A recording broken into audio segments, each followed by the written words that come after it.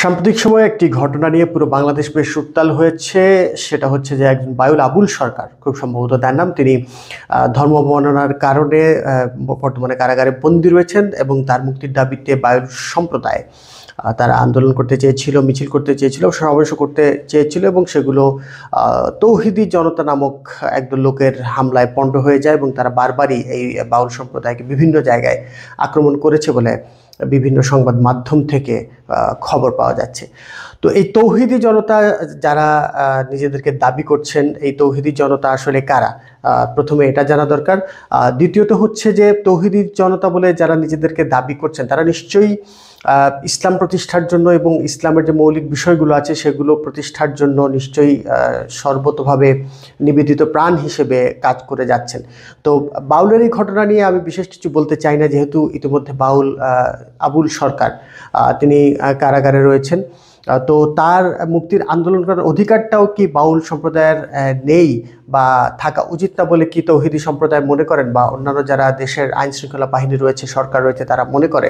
এটা আমার একটা জানার বিষয়। আরেকটা বিষয় হচ্ছে যে এই যে তৌহিদি জনতা বলে যাদেরকে আমরা এখন চিনছি বা যারা নিজেদেরকে তৌহিদি জনতা বলে দাবি করছেন, তারা বাকি সবাই যারা আমরা তাদের অংশ নই, তা আমাদেরকে কি তারা মুনাফিক মনে করছেন?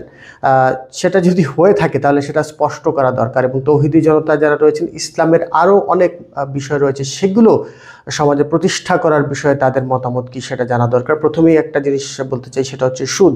আল্লাহ তাআলা সুদকে হারাম ঘোষণা করেছেন। শুধু তাই নয়, সুদের সর্বনিম্ন শাস্তিকে বলা হয়েছে যে নিজের জন্মদাত্রীর মায়ের সঙ্গে জেনা করার সমতুল্য, এবং সুদের সঙ্গে যুক্ত 6 জন গুনাহগার হবেন। তো বাংলাদেশের সুদভিত্তিক প্রতিষ্ঠানের সংখ্যা অজস্র। বিশেষ করে বাংলাদেশের যতগুলো ব্যাংকিং প্রতিষ্ঠান রয়েছে প্রত্যেকটাই সুদভিত্তিক। তো এই যে তৌহিদি জনতা যারা রয়েছেন, যেখানে আল্লাহ নিজেই সুদকে হারাম ঘোষণা করেছেন এবং এর সর্বনিম্ন শাস্তি নিজের মায়ের সঙ্গে জেনা করার সমতুল্য বলেছেন, তো সেই সুদভিত্তিক প্রতিষ্ঠান, সুদভিত্তিক যে লেনদেন রয়েছে সেগুলো নিয়ে তৌহিদি জনতার অবস্থান কি? তারা কি এই সুদভিত্তিক লেনদেন এবং সুদভিত্তিক এই যে অর্থনৈতিক ব্যবস্থা, এটার বিরুদ্ধে কি দাঁড়াবে বা কখনো দাঁড়িয়েছে বা দাঁড়ানোর কোনো পরিকল্পনা বা পদক্ষেপ নেওয়ার কোনো পরিকল্পনা কি তাদের রয়েছে? একইভাবে বাংলাদেশে যে বিষয়টি নিয়ে নিয়মিতভাবে অভিযোগ ওঠে সরকারি বেসরকারি বিভিন্ন প্রতিষ্ঠানে, সেটা হচ্ছে ঘুষ আদান প্রদান। প্রায় নিয়মিত বিরতিতেই আমরা সংবাদ মাধ্যমে দেখতে পাই যে ঘুষ আদান প্রদানের খবর বেরোচ্ছে। চাকরি পাওয়া থেকে শুরু করে পদোন্নতি, বদলি এবং পদায়ন ইত্যাদির কারণে এই যে ঘুষ আদান প্রদান করা হচ্ছে। বিভিন্ন ধরনের প্রাতিষ্ঠানিক পর্যায়ে, যেমন সরকারি বিভিন্ন প্রতিষ্ঠান রয়েছে যাদের কাজ হচ্ছে প্রতিষ্ঠানগুলো সরকারি বিধিমালা মেনে সেগুলো পরিচালনা করা হচ্ছে কিনা, সরকারি বিধিমালা মেনে সেগুলা তৈরি করা হচ্ছে কিনা, বিভিন্ন ধরনের প্রতিষ্ঠান রয়েছে, সেগুলোতে এই যে ঘুষের লেনদেন হয় সেই বিষয়ে তৌহিদি জনতার অবস্থান কি? তারা এই যে ঘুষ লেনদেন, ঘুষখোর, তাদের বিরুদ্ধে কি অবস্থান নিয়েছেন বা কি অবস্থান নেবেন বলে পরিকল্পনা করছেন, এটাও আমার জানার একটা আগ্রহের বিষয়। আরেকটা বিষয় হচ্ছে আমাদের সমাজে দুর্নীতিটা একেবারে ছেয়ে গেছে, বলা চলে দুর্নীতির মচ্ছব চলছে। একটা ছোট কাজ, ধরা যাক আপনার বাচ্চার একটা জন্ম নিবন্ধন আপনি পেতে চান, সেটা পাওয়া থেকে শুরু করে আপনি যদি কোনো কলকারখানা গড়তে চান, সেই কলকারখানার যে লাইসেন্স বা অনুমোদন পত্র, সেটা পর্যন্ত আপনাকে নানান ধরনের ঘুষ প্রদান করতে হয়, এরকম অভিযোগ আমরা সংবাদ মাধ্যমে প্রায়ই দেখতে পাই। তো এই যে ঘুষের যে লেনদেন, আদান প্রদান বা এই যে নানান ধরনের অনিয়ম, বিশৃঙ্খলা, এগুলো নিয়ে এই তৌহিদি জনতার অবস্থান কি? ইসলাম নিশ্চিতভাবেই এই বিষয়গুলো অনুমোদন করে না এবং ইসলামে কঠোরভাবে মানুষের অধিকার হরণ করার বিষয়ে সতর্কতা জারি করা হয়েছে এবং কোনো মানুষের হক বা অধিকার নষ্ট করলে সেটার জবাবদিহি সেই মানুষের কাছে প্রথমে করতে হবে এবং তারপরে আল্লাহ তাকে মাফ করবেন।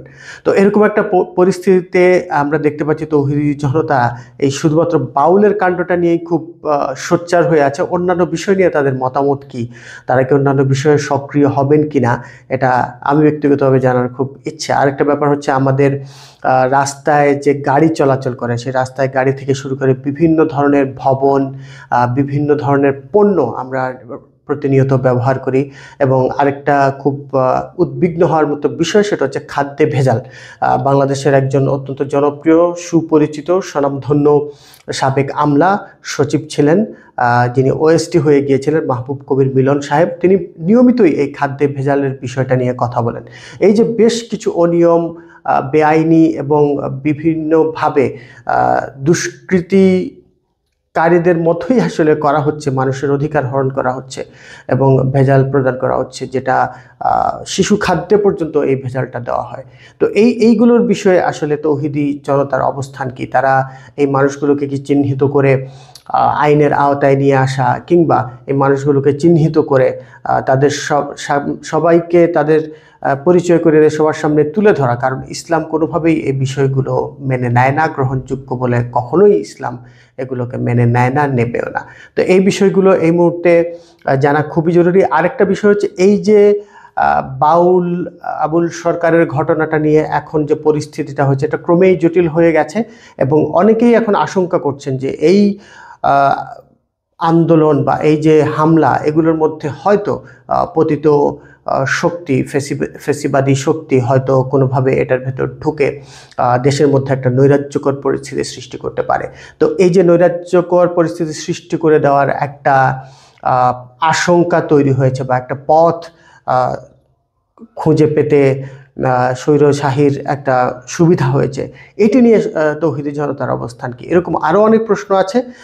আমরা সেই প্রশ্নগুলো হয়তো একসঙ্গে এখন করছি না বা করতে চাইছি না, তবে এই প্রশ্নগুলোর তো তৌহিদি জনতার দেওয়া উচিত। এবং তারা যদি সত্যিকার অর্থেই ইসলামপ্রেমী হয়ে থাকে, তাহলে হাক্কুল ইবাদ সম্বন্ধে তাদের আরও সচেতন হওয়া দরকার। কারণ মানুষের অধিকার নষ্ট করলে, মানুষের হক নষ্ট করলে, সেই মানুষটি, আর আবারও বলছি, সেই মানুষটি যার অধিকার নষ্ট করা হয়েছে, সেই লোকটা দাবি পরিত্যাগ না করলে আল্লাহ তার দাবি পরিত্যাগ করার জন্য না করার জন্য কোনো ধরনের ক্ষমা করবেন না। সো এই বিষয়গুলো আমার মনে হয় আমাদের সকলের বিবেচনায় রাখা উচিত।